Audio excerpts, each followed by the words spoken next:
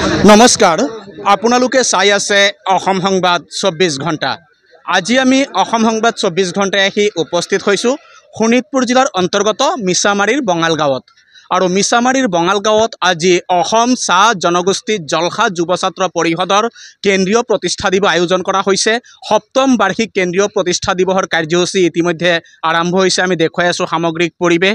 এয়া হৈছে শোণিতপুৰ জিলাৰ অন্তৰ্গত মিছামাৰীৰ বঙাল গাঁৱৰ দৃশ্য। মিছামাৰী বঙাল গাঁৱত অসম চাহ জনগোষ্ঠী জলসা যুৱ ছাত্ৰ পৰিষদৰ কেন্দ্ৰীয় প্ৰতিষ্ঠা দিৱস অৰ্থাৎ সপ্তম বাৰ্ষিক কেন্দ্ৰীয় প্ৰতিষ্ঠা দিৱসৰ কাৰ্যসূচী ইতিমধ্যে আৰম্ভ কৰা হৈছে।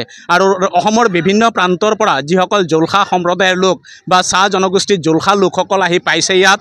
আৰু অসম চাহ জনগোষ্ঠীৰ জলসা যুৱ ছাত্ৰ পৰিষদৰ কেন্দ্ৰীয় সভাপতি, কেন্দ্ৰীয় কাৰ্যকৰী সভাপতিকে আদি কৰি জিলা সমিতিৰ প্ৰতিনিধিও ইয়াত উপস্থিত হৈছে। আৰু কেইবাখনো জিলা সমিতিৰ বিষয়ববীয়াসকল ইয়াত উপস্থিত হৈছে। আৰু আমি দেখুৱাই আছোঁ সামগ্ৰিক পৰিৱেশ মিছামাৰীৰ বঙাল গাঁৱৰ পৰা। আৰু ইয়াতে আছে কেন্দ্ৰীয় সমিতিৰ সভাপতি। প্ৰথমতে আমি সভাপতিৰ পৰা কিছু কথা জনাৰ চেষ্টা কৰিম। কি ক'ব আজিৰ কাৰ্যসূচীৰ বিষয়ে? আজি পোনপ্ৰথমতে সকলোকে অভিনন্দন তথা শুভেচ্ছা জ্ঞাপন কৰিছোঁ। সকলোৱে বিভিন্ন জিলা প্ৰায় 11খন জিলাৰ মানুহ আহি বৰ্তমান ইয়াত উপস্থিত হৈছে। আৰু যিহেতু সপ্তম আমাৰ প্ৰতিষ্ঠা দিৱস, আজিৰ এই দিনটোতে আমাৰ শিৱসাগৰত এটা দেৱশিশুৰ জন্ম হৈছিলে, যিটো নাম আছিলে অসম চাহ জনগোষ্ঠী জলসা যুৱ ছাত্ৰ পৰিষদ। আৰু এইটো এটা 11খন জিলাৰ সৈতে এটা বট বৃক্ষলৈ পৰিণত হৈছে। আৰু সকলোকে আশা ৰাখিছোঁ যে ৰাজ্যৰ আমাৰ যি নিস্বাৰ্থ ৰাইজৰ বাবে নিস্বাৰ্থ কাম কৰি আছোঁ, আদিকালৰ পৰা অনন্তকাললৈ আমি নিস্বাৰ্থভাৱে কাম কৰি যাম। জয় জলা। হয়, ইতিমধ্যে শুনিলে কেন্দ্ৰীয় সমিতিৰ বিষয়ববীয়াসকলে কথাখিনি সদৰি কৰিলে। আৰু আছে কেন্দ্ৰীয় সমিতিৰ বিষয়ববীয়া, আমি তেখেতৰ পৰা এই চেগতে কিছু কথা জনাৰ চেষ্টা কৰিম। কি ক'ব আজিৰ কাৰ্যসূচীৰ বিষয়ে? হয়, আমি অসম চাহ জনগোষ্ঠী জলসা যুৱ ছাত্ৰ পৰিষদৰ যিটো সংগঠন 2018 চনৰ 26 আগষ্ট তাৰিখে শিৱসাগৰ জিলাৰ নাজিৰা MC ক্লাবত আমি এই সংগঠনটো আমি জন্ম দিছিলোঁ।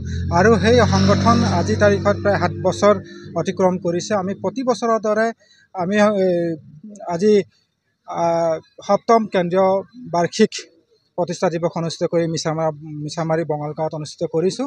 আমি প্ৰতি বছৰৰ দৰে আজিও ঠিক তেনেকৈ সপ্তম বাৰ্ষিক কেন্দ্ৰীয় প্ৰতিষ্ঠা দিৱস অনুষ্ঠিত কৰিছোঁ। লগতে আমাৰ বিভিন্ন সমস্যা আছে, এই সমস্যাখিনি আমি আমাৰ জনগোষ্ঠীৰ সমস্যা আপোনালোকে জানে, অসমৰ ৰাইজে জানে যে আমাৰ অসম চাহ জনগোষ্ঠী জলসা যুৱ ছাত্ৰ পৰিষদে আমাৰ যি জনগোষ্ঠীৰ সমস্যা, এই সমস্যাখিনিৰ ওপৰত মাত মাতি আহিছে। যেনে উচ্ছেদ অভিযান আছে, যেনে ডি ভোটাৰ আছে, আৰু অন্যান্য বহুত সমস্যা আছে। এই সমস্যাখিনিৰ ওপৰত আমাৰ এই যে সংগঠনটোৱে আমাৰ জনগোষ্ঠীৰ হৈ মাত মাতি আহিছে। আৰু এই সংগঠনটোৰ জন্ম হোৱাৰ তাৰিখৰ পৰা আজি তাৰিখলৈ অবিৰতভাৱে আমি কাম কৰি আহিছোঁ। প্ৰায় ইমূৰৰ পৰা সিমূৰলৈকে আমি অতিক্ৰম কৰি আমি বিভিন্ন জিলাত আমি আমাৰ সমস্যাখিনি আমি দাঙি ধৰিছোঁ। চৰকাৰৰ লগত আমি দাবী উত্থাপন কৰিছোঁ যাতে এই সমস্যাখিনি আমাৰ সমাধান কৰি দিয়ে অতি সোনকালে। তাৰ কাৰণে চৰকাৰক আমি আহ্বান জনাইছোঁ।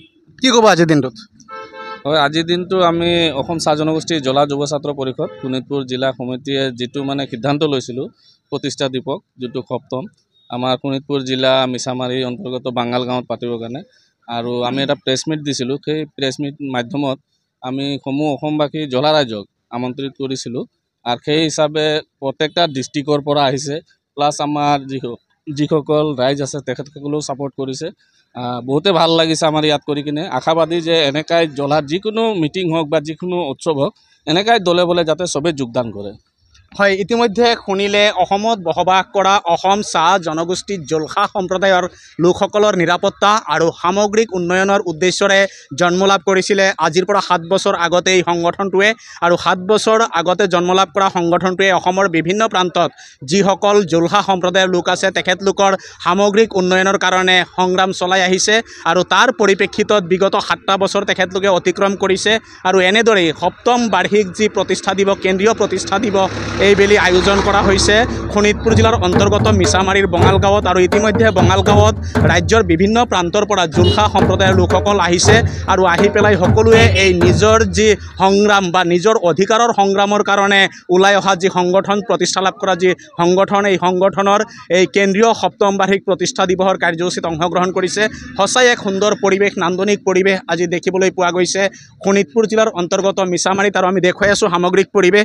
ইতিমধ্যে অনুষ্ঠান অনুষ্ঠান আৰম্ভ হৈছে পতাকা উত্তোলন শ্বহীদ তৰ্পণ কৰি অনুষ্ঠানটিৰ শুভাৰম্ভণি কৰা হৈছে আৰু কেইবা হেজাৰ লোকৰ সমাগম দেখিবলৈ পোৱা গৈছে এই তেখেতলোকৰ এই অনুষ্ঠানত আৰু আমিও আশা কৰোঁ এই অনুষ্ঠানটো সফলৰূপে ৰূপায়িত হওক যিহেতু আজিৰ দিনজোৰা কাৰ্যসূচীৰে ৰূপায়িত হ'ব এই অনুষ্ঠানটি আৰু সফলভাৱে অনুষ্ঠানটিৰ ৰূপায়িত হওক আমিও তাৰে কামনা কৰিছোঁ আৰু এইসকল জোলহা সম্প্ৰদায়ৰ যি অধিকাৰ বা সংগ্ৰাম এই সংগ্ৰাম আগন্তুক দিনতো এনেদৰে জনতাৰ স্বাৰ্থত চলি থাকক তাৰে কামনা কৰি সকলোৱে অসম সংবাদ 24 ঘণ্টা চাই থকাৰ কাৰণে মই প্ৰশান্ত বৈশ্যই শোণিতপুৰ জিলাৰ অন্তৰ্গত মিছামাৰীৰ বঙাল গাঁৱৰ পৰাই সকলোলৈ ধন্যবাদ জ্ঞাপন কৰিছোঁ।